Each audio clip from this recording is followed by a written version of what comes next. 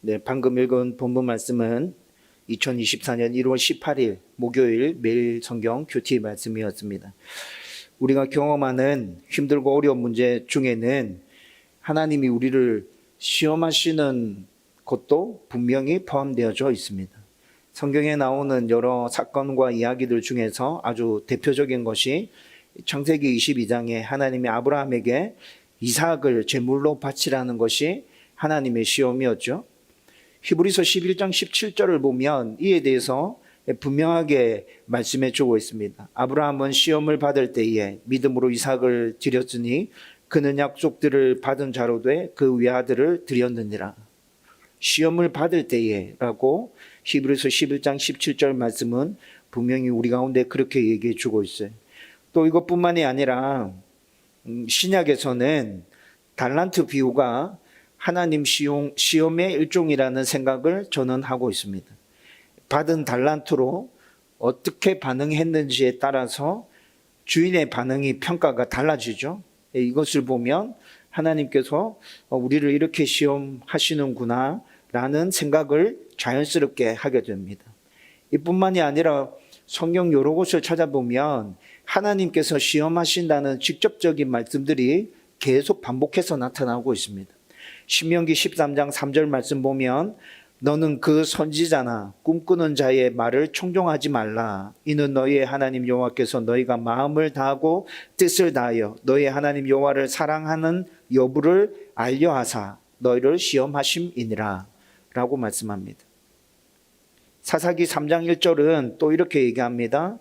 여호와께서 가나안의 모든 전쟁들을 알지 못한 이스라엘을 시험하려 하심에, 그리고 3장 4절 넘어가 보면 남겨두신 이 이방 민족들로 이스라엘을 시험하사 여호와께서 모세를 통하여 그들의 조상들에게 이르신 명령들을 순종하는지 알고자 하셨더라 라고 말씀하고 있습니다. 그래서 사사기에서는 하나님께서 그들이 몰아내지 못한 그 가나안 족속들을 통해서 이스라엘 백성들을 시험하시죠. 이 시험에 이스라엘 백성들은 계속 실패하게 됩니다. 오늘 말씀도 이스라엘의 40년 광야 생활이 하나님이 그들을 축복하시기 위한 시험이었다고 말씀하고 있습니다. 이 말씀을 함께 나누면서 하나님의 시험과 그 시험을 마주하는 우리의 태도에 대해서 한번 생각해 보려고 합니다. 우선 신명기 말씀은 앞에 신명기 말씀 나눌 때마다 계속 말씀드렸는데 신명기 말씀을 대할 때마다 우리는 반드시 이걸 기억하고 있어야 됩니다. 가나안을 눈앞에 둔 상황에서 모세가 고별 설교를 하고 있는 것이다. 여러분 이것에 대해서 계속 들었죠? 가나안에 들어가지 못하는 모세가 가나안 땅에 들어가는 이스라엘에게 그곳에 들어가서 반드시 꼭 지켜야 하는 것들에 대해서 설교하는 말씀이 신명기 전체 말씀입니다. 여러분 이 상황을 지금 신명기에 대한 이런 이해를 가지고 신명기 말씀을 대하면 아무 생각 없이 그냥 말씀을 대할 때보다 신명기에 기록되어져 있는 말씀이 훨씬 더 가슴 깊이 또 분명하고 선명하게 이해되어지고 깨달아지는 부분들이 분명히 있을 거예요. 여러분 오늘 말씀도 모세가 지금 고별 설교를 하고 있는 것이다 라는 생각을 가지고 오늘 말씀을 들여다보면 여러분들에게 다가오는 말씀의 깊이와 넓이가 확실히 달라질 거예요. 여러분 오늘 1절 말씀에 보면 가나안에서 하나님의 말씀을 지켜 행할 것을 촉구하면서 그에 대해서 그렇게 하나님의 말씀을 지켜 행하면 하나님께서 복을 주시는데 그 복에 대한 설명을 동사를 중심으로 해서 모세가 지금 4가지를 언급하고 있어요. 1절에 한꺼번에 4가지를 언급해 주고 있어요. 하나님의 말씀에 순종하는 자에게 임하는 복 첫 번째는 너희가 살고입니다. 분명히 1절 말씀에 보면 지켜 행하라 그리하면 너희가 살고 이렇게 나오죠. 하나님의 말씀에 순종하면 이스라엘 백성들이 살게 된대요. 여러분 너희가 살고 이 말을 원어로 살펴보면 생명과 존재를 지킨다라는 의미를 담고 있는 단어가 사용되어졌습니다. 생명을 지키는 것, 존재, 정체성을 지키는 것. 여러분, 하나님의 명령에 순종하면 이스라엘 백성들은 가나안 땅에 들어가서 생명을 지킬 수 있게 될 겁니다. 하나님의 말씀에 순종하면 이스라엘 백성들은 가나안 땅에 들어가서 정체성을 지키면서 살아갈 수 있게 될 겁니다. 여러분, 지금 첫 번째 말씀하고 있는 이 복은 하나님의 말씀을 지키고 순종할 때 당연하게 주어지는 복이라는 생각이 들죠? 특별히 정체성을 지키는 것에 있어서는 하나님의 말씀에 순종하면 정체성을 지키는 것은 너무나도 당연한 것입니다. 여러분, 이스라엘 백성들이 하나님의 말씀을 지켜 순종하면 첫 번째 이런 복이 주어진다는 거예요. 반대로 하나님의 말씀을 지키지 않으면 그들은 하나님의 백성이 소유한 영적인 생명, 육체적인 생명 모두 다 잃어버리게 될 것입니다. 출애굽 1세대들이 하나님의 말씀에 불순종해서 광야에서 멸절당하잖아요. 네. 불순종하면 그렇게 된다는 것을 출애굽 1세대들이 정말 잘 보여주었죠. 그리고 하나님의 말씀에 순종하는 자에게 임하는 복 두 번째는 번성하고입니다. 오늘 1절 말씀에 번성하고라고 말씀해 주고 있어요. 이것은 자손의 수적인 증가를 말하고 있는 것인데 이 당시에 자손의 문제는 굉장히 중요한 문제였죠. 그 집안의 아들이 몇 명이냐. 이건 굉장히 중요한 문제였어요. 지금도 적절한 인구수를 유지하는 것은 살아가는 나라가 공존하고 사람들이 살아가는 그 삶에 있어서 굉장히 중요한 문제이고 우리나라는 지금 이 문제에 굉장히 심각하게 맞닥뜨리고 있습니다. 하나님도 아브라함과 그의 후손에게 자손의 번성에 대한 약속을 지속적으로 해주셨죠. 그리고 하나님은 야곱의 가족들이 애굽에서 430년 동안을 지내는 동안에 이 약속을 온전하게 이루어 주셨습니다. 그리고 또 하나님의 말씀에 순종하는 자에게 임하는 복 세 번째는 1절 말씀에 들어가서입니다. 젖과 꿀이 흐르는 가나안 땅에 대한 약속도 하나님께서 아브라함과 그의 후손들에게 계속해서 주신 약속이죠. 이 약속을 이루기 위해서 광야에서 40년 동안 떠돌이 생활하면서 돌아다녔던 거예요. 하나님께서 콕 찍어서 가나안 땅 주시겠다 말씀하신 게 아니었다면 굳이 40년 동안 광야에서 떠돌아다닐 필요가 있었겠어요? 그냥 아무 때나 적당한 곳에 정착하고 거기서 하나님 백성으로서의 삶을 시작하면 되는 거잖아요.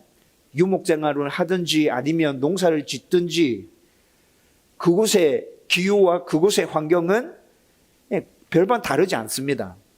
성경에는 젖과 꿀이 흐르는 가나안 땅이라고 나오지만 그곳에 머릿속에 한번 그림을 그려보세요. 팔레스타인 지역의 그 환경들 한번 떠올려보세요. 하나님이 젖과 꿀이 되는 것이지 땅이 젖과 꿀이 흐르는 땅은 아니었다고요. 그렇기에 하나님께서 굳이 가나안 땅을 콕 찍어서 얘기해 주신 게 아니었다면 40년 동안 광야 떠돌아다닐 필요도 없이 그냥 정착해서 살면 되죠. 하나님이 젖과 꿀인데. 여러분, 그러나 하나님께서는 분명하게 들어가서라고 말합니다. 들어가서 내가 가나안 땅 너에게 줄 거야. 그 땅 너희들이 꼭 차지하게 될 거야. 들어가게 될 거야. 마지막으로 하나님의 말씀에 순종하는 자에게 임하는 복 네 번째, 차지하리라입니다. 하나님이 약속하신 가나안 땅은 이스라엘 백성들보다 훨씬 강한 가나안 족속들이 이미 그곳에 살고 있습니다. 따라서 이 땅을 얻기 위해서는 그들을 몰아내고 그 땅을 빼앗아야 하죠. 그 땅을 빼앗는다 할 때 사람들은 아니 이미 선점에서 살고 있는 사람들을 몰아내고 빼앗는 거는 좀 그렇지 않나? 라고 생각할 수 있습니다. 그런데 누이누이 말씀드렸던 것이지만 가나안 족속들은 이미 그들의 죄악이 가득 차서 하나님의 심판으로 그렇게 멸절당하는 거예요.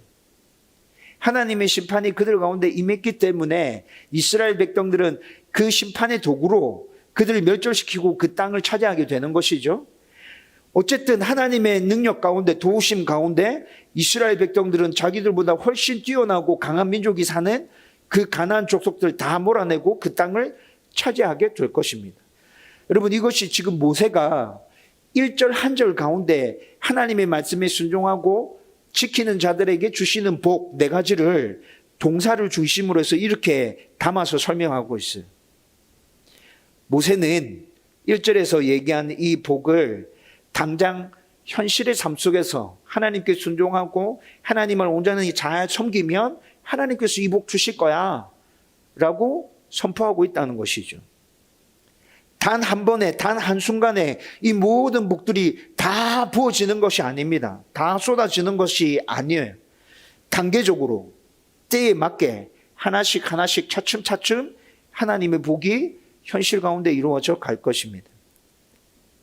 그리고 이 복은 궁극적으로 천국에서 누릴 영원한 삶을 바라보는 신약의 성도들에게도 똑같이 임하는 복입니다. 여러분, 우리도 하나님의 말씀에 순종하면서 이 땅에서 살면 너희가 살고 잘 살게 될 거예요. 하나님의 백성이라는 정체성을 분명히 드러내면서 그렇게 살아가겠죠.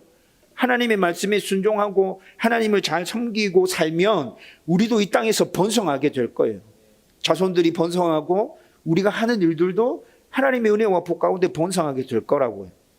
그리고 들어가서 우리가 뭔가 원하는 게 있으면, 하나님의 말씀에 합당한 근거를 가지고 뭔가 원하는 게 있으면 하나님께서 그것들을 허락해 주실 거예요.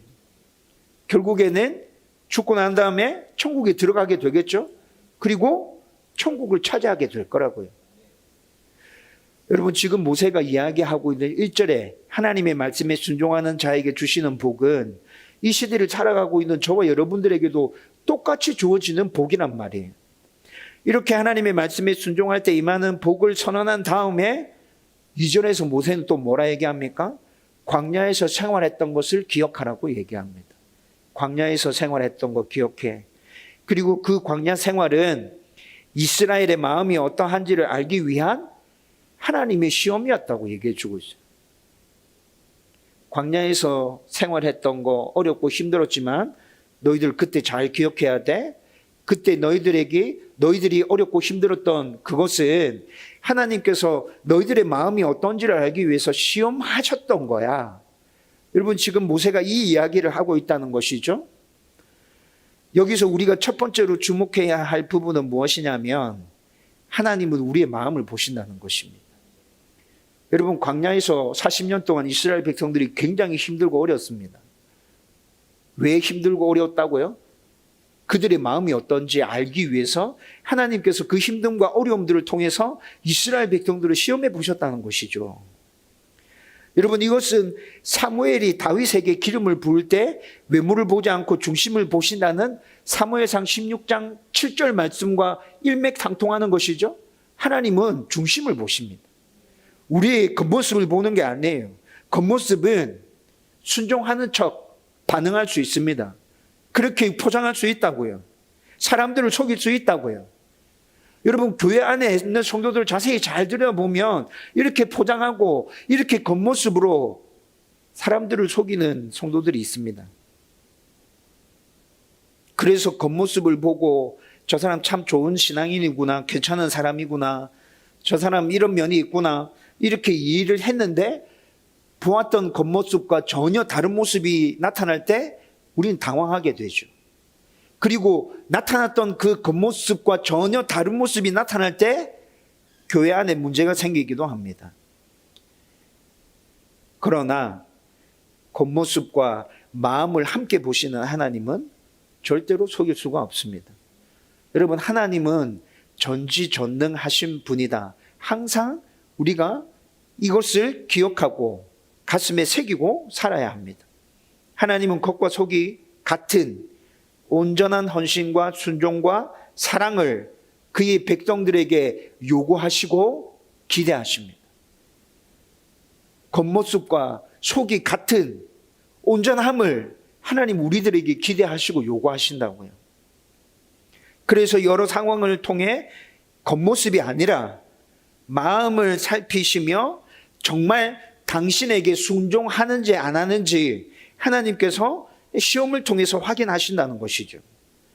하나님은 중심을 보시는 분이시다. 속을 보는 분이시다. 나의 겉모습을 아무리 포장하고 그럴듯하게 꾸민다 하더라도 사람은 속일 수 있을지언정 하나님은 절대 속일 수 없다. 정말 여러분들이 반드시 기억해야 하는 것입니다. 그 다음으로 생각할 것은 전지전능하신 하나님이 진짜 이스라엘 백성들의 마음이 어떤지 몰라서 시험하시는 것일까요? 여러분 그렇다 생각하십니까? 모세는 지금 2절에서 그렇게 얘기했습니다. 그런데 우리가 알고 있는 하나님은 제가 금방 얘기했잖아요. 하나님은 전지전능하신 분이라고. 굳이 시험해 보지 않아도 이스라엘 백성들의 마음이 어떻는지 하나님 너무 잘 알고 계실 거예요. 그렇죠? 그런데 진짜 이스라엘 백성들의 마음이 어떤지를 알기 위해서 광야 40년 동안 시험하셨던 것일까요? 그렇지 않아요. 그렇지 않을 겁니다. 그러면 하나님께서 광야 40년 동안 시험하셨다는 이 말의 의미는 무엇입니까? 여기서 시험하셨다는 것은 그들에게 순종을 가르치며 순종을 훈련시켰다는 의미입니다. 40년 동안. 하나님은 광야 40년 생활 동안 이스라엘을 하나님의 말씀에 순종하도록 훈련시킨 거예요. 여러분 모든 훈련이 다 그렇겠지만 이 훈련은 이스라엘 백성들에게 있어서 굉장히 힘들고 어려운 훈련이었습니다. 광야에서 40년 동안 생활한다고 생각해 보십시오. 그냥 아무 일 없이 아무 사건 없이 공급해 주는 거 받아 먹고 40년 동안 그냥 그렇게 평안히 산다 할지라도 그 40년의 세월은 정말 힘들고 어려웠을 거예요. 그렇죠? 그런데 그 40년의 생활 가운데 하나님께서 공급해 주시는 것을 받아 먹으면서 평안한 삶만 40년 동안 이어졌나요? 온갖 사건과 이벤트가 지속되는 삶들이 40년 동안 이어진 것이잖아요. 너무너무 힘들었을 거예요. 하지만 하나님의 말씀에 대한 순종이 훈련되지 않으면 이렇게 힘들고 어려운 가정을 통해서 훈련되지 않으면 그들은 하나님의 백성으로서 살아갈 수 없는 것이죠. 하나님의 백성이라는 정체성이 그들 가운데 나타나지 않게 돼요. 그리고 이 훈련이 진행되는 중에 하나님은 그들도 그들의 조상도 알지 못했던 만나를 계속해서 공급하시면서 먹이십니다. 여러분 하나님께서 이렇게 하신 이유는 사람이 떡으로만 사는 것이 아니라 하나님의 말씀으로 사는 것임을 40년 동안 그들에게 가르쳐 주시기 위해서 그랬다고 오늘 말씀에서 분명히 얘기하고 있습니다. 여러분 사람들은 기본적으로 의식주만 해결되면 살 수 있다고 생각합니다. 의식주만 해결되면 이 땅에서 살아갈 수 있어. 여러분 저와 여러분들의 생각 가운데도 그 생각 들어있지 않습니까? 그러나 하나님의 백성은 의식주만 해결된다고 살아갈 수 있는 게 아닙니다. 이것이 하나님 백성의 정체성이라고요. 다른 사람들은 다 의식주만 해결되면 잘 살아갈 수 있을지 모르지만 하나님의 백성은 의식주만 해결된다고 살아갈 수 있는 게 아니라고요. 기본적인 의식주가 해결되어도 하나님의 말씀에 순종하지 않으면 하나님의 백성이 아닌 거죠.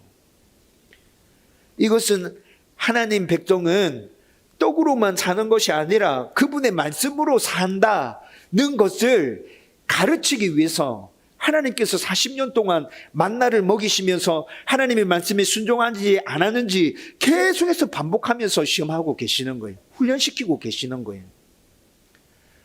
여러분 이뿐만이 아니라 이 훈련을 받는 동안 그들에게 필요한 모든 것들을 다 하나님께서 공급해 주십니다. 광야에서 40년 사는 것은 진짜 그 땅에서 터를 잡고 사는 사람이 아니고서는 살아갈 수 없는 환경이잖아요. 광야. 삶 자체가 불가능한 거죠. 거기에서 터를 잡고 사는 사람이야 그 환경에 적응되고 또 어떻게 생존해야 되는지 몸소 터득했기 때문에 그 환경 가운데서도 척박한 환경 가운데서도 살아가는 것이고 저와 여러분들 지금 광야에 떨어뜨려 놓으면 거기서 일주일 살아갈 수 있겠어요? 정말 힘들고 어려울 거예요. 그런데 하나님께서는 40년 동안 이스라엘 백성들을 광야로 몰아넣으시고 훈련시키는 가운데 필요한 모든 것들을 공급하시며 그들을 인도하시고 보호하십니다. 좀 전에 말씀드렸듯이 그들도 그들의 조상도 알지 못했던 만나를 매일 아침 먹이십니다. 메추라기와 반석에서 나는 물도 풍성하게 공급해 주시죠. 오늘 우리가 읽었던 말씀에서는 4절 말씀에 이에 대해서 분명하게 말씀하는데 의복이 헤어지지 않았다 말씀합니다. 여러분, 의복이 헤어지지 않았다. 여러분, 이 말씀을 성도들이 접하면서 어떻게 생각하냐면 한 벌 옷이 떨어지지 않고 40년 동안 그 옷이 깨끗한 새 옷처럼 계속 유지되면서 살았구나, 이렇게 생각하는 성도들 되게 많습니다. 그런데 이 말씀을 원어로 살펴보면 그런 의미가 아니고 옷이 헤어지고 떨어졌어요. 여러분, 그런데 옷이 헤어지고 떨어지면 광야에서 옷을 지어 입을 수 있는 재료들을 구할 수 있습니까? 없습니까? 구하기 굉장히 힘들겠죠? 그런데 하나님께서 그 옷을 해 입을 수 있는 재료들을 40년 동안 계속 공급해 주셨다는 거예요. 옷이 헤어지지 않았다. 한 벌 옷이 떨어지지 않은 것이 아니라 옷이 낡았고 떨어졌지만 그 다음에 새 옷을 해 입을 수 있는 모든 것들이 광야 생활 가운데서도 계속 공급되어 졌다고 해요. 발이 부르트지 않았다 말씀합니다. 발이 부르트지 않았다는 말은 발에 물집이 잡힐 정도로 하나님께서 무리하게 이스라엘 백성들을 이끌고 다니신 게 아니라는 거예요. 광야 40년 동안 이곳저곳 떠돌아다니면서 수많은 곳을 옮겨 다녔지만 하나님께서 절대로 그들을 무리하게 이끌어 가신 게 아닙니다. 신발이 떨어져서 발에 물집이 잡히고 부르트를 지경이 되었을 때 새 신발을 만들 수 있는 모든 재료 또한 하나님께서 공급해 주셨다는 거예요. 하나님은 이렇게 당신의 보호 가운데 하나님의 백성을 훈련시키시며 인도해 가시는 거예요. 40년 동안 한결같음으로. 따라서 이스라엘은 이 하나님을 신뢰하고 이 하나님께만 순종하고 그분만을 경외하며 살면 됩니다. 모세는 지금 이렇게 하라고 권면하고 있는 겁니다. 이스라엘 백성들에게 지금 이렇게 하라고 고별 설교를 하면서 이렇게 살면 된다고 목에 핏대를 세워서 지금 그들에게 외치고 있는 것이죠. 그러면 1절에 모세가 선포한 그 하나님의 복이 그들 가운데 풍성하게 임하게 될 것입니다. 하나님의 말씀에 순종하고 그분만을 경외하며 살면 다른 것은 아무것도 걱정할 필요가 없습니다. 왜 그렇습니까? 하나님께서 이렇게 살아가는 당신의 백성을 친히 책임져 주시기 때문에 그렇다. 모세가 지금 이렇게 얘기하고 있는 거예요. 여러분, 이것은 지금 이 시대를 살아가는 하나님의 백성인 성도들에게도 똑같이 적용되는 말씀입니다. 단 하나도 틀리지 않고 똑같이 적용되는 말씀이라고 해요. 하나님의 복을 풍성히 받아 누리길 원한다면 그분의 말씀에 온전하게 순종해야 합니다. 우리는 그분만을 경외하면서 그분만을 섬기면서 살아야 합니다. 여러분, 이것은 간단하지만 아주 분명한 진리입니다. 그런데 성도는 구원받기 전 사탄의 노예로 죄악 가운데 살았기 때문에 하나님께 순종하는 것 자연스럽게 잘 되지 않습니다. 예전에 우리의 모습이 우리의 몸 안에 습관으로 남아있잖아요. 그리고 또 구원받은 후에 나는 하나님의 백성이야, 하나님의 말씀에 온전히 순종하면서 살아야 돼 라는 생각을 가지고 있지만 여전히 우리 안에 죄성이라는 것이 살아있기 때문에 마음이 있지만 그렇게 되지 않을 때 정말 많아요. 여러분, 이것 때문에 저와 여러분들이 낙심하고 좌절할 때 진짜 많잖아요.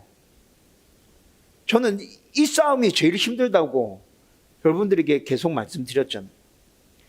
따라서 구원받은 성도, 우리들도 여러 가지 시험을 통해서 하나님의 말씀에 순종하는 것이 훈련되어야 한다고요. 그냥 자연스럽게 되는 일이 아니라고요. 훈련되어야 한다고요.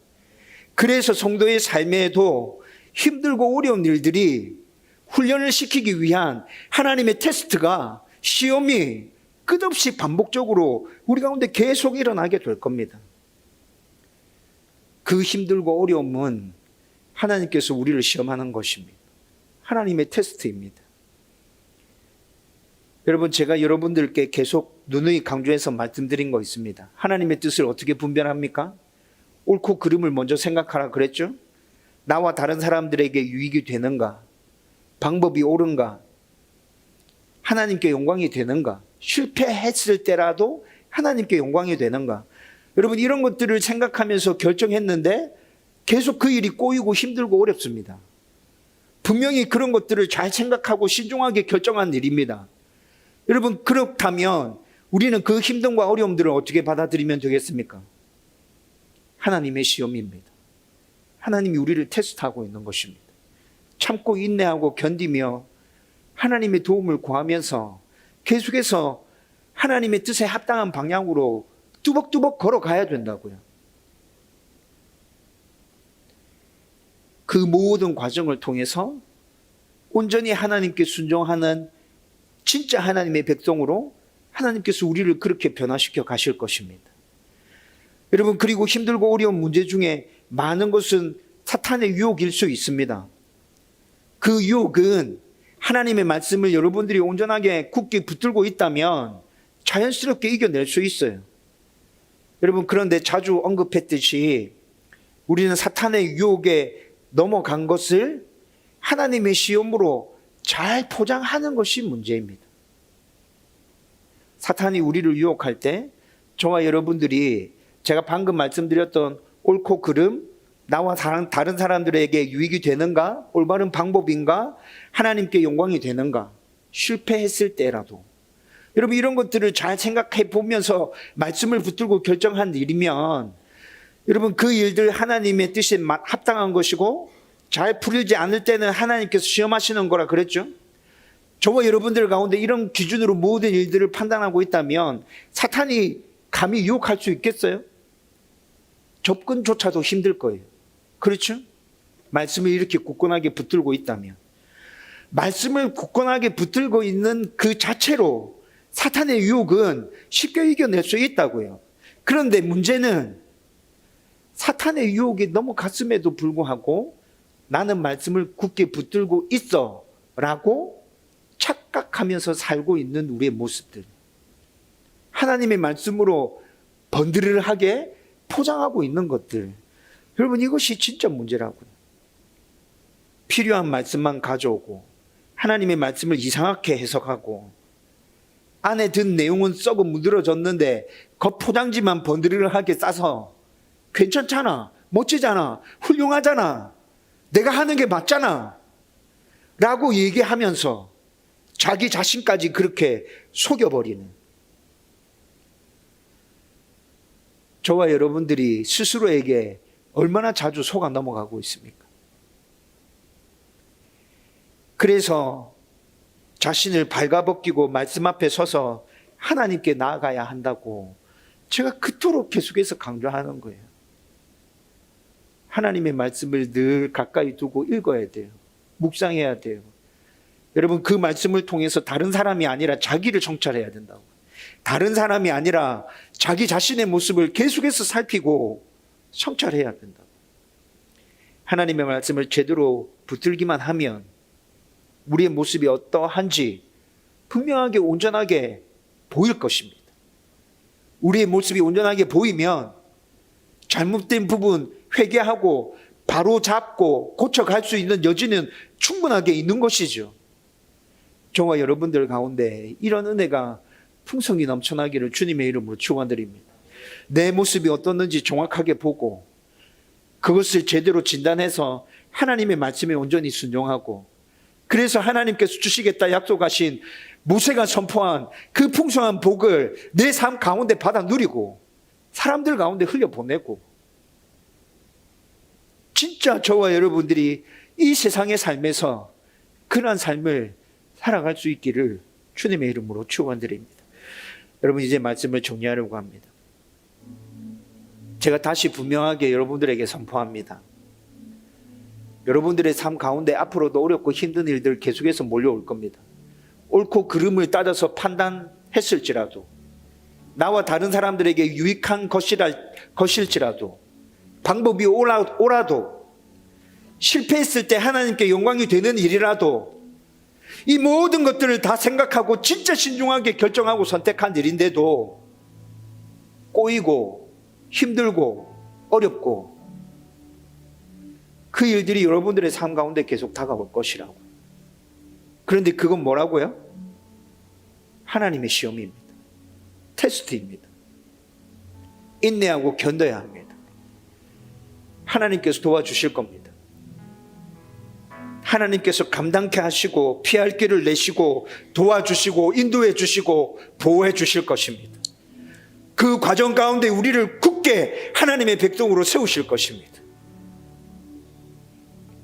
우리가 그렇게 굳게 섰을 때 하나님은 우리를 높이 드셔서 내 백성이다, 내 새끼다, 봐라, 사람들에게 우리를 그렇게 드러내실 거라고.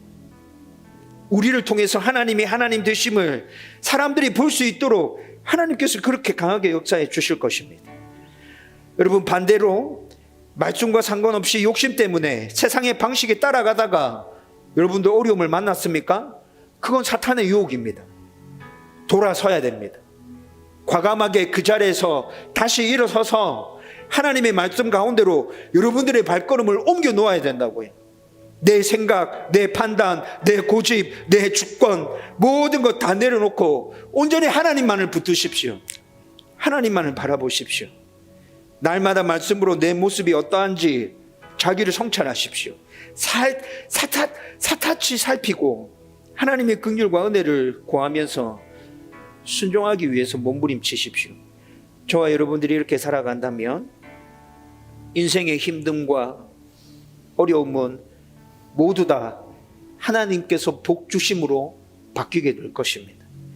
다음 교회 모든 성도가 이 은혜와 복을 풍성히 누릴 수 있기를 주님의 이름으로 축원드립니다.